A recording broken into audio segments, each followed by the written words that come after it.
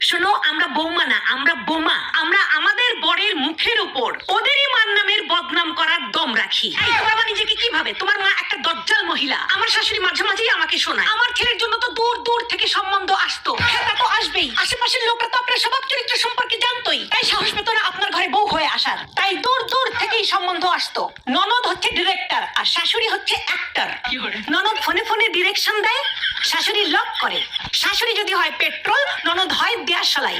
তবে ঢোল তবলাবাদক স্বামী হয়। যার কথাই শুনবেন ফাঁসবেন তো ওই মালটাই। প্রত্যেকটা শাশুড়ি বলবে, ও মা এটাও শিখে আসো নাই, ও মা তোমার মা এটাও শিখাই নাই। শোনেন, ওটা আমার বাপের বাড়ি, কোনো স্কুল না। আবার শিখে ফেলে দিলে এটাও বলবে, আমরা তো এরকম করি না, আমাদের তো এরকম হয় না, এটা রান্না হয়েছে, এই ছিরি এটাও পারো না। আরে এত সমস্যা যখন নিজে গিয়ে করেন। বৌমা বাড়িতে আসার পর দেখবেন ওরা আর কোনো কাজ করতে পারে না। তাহলে আগে এই কাজগুলো কে করতো? আমি বুঝি না, উনি শাশুড়ি নাকি স্কুলের প্রিন্সিপাল? সবসময় পারমিশন নিতে হবে।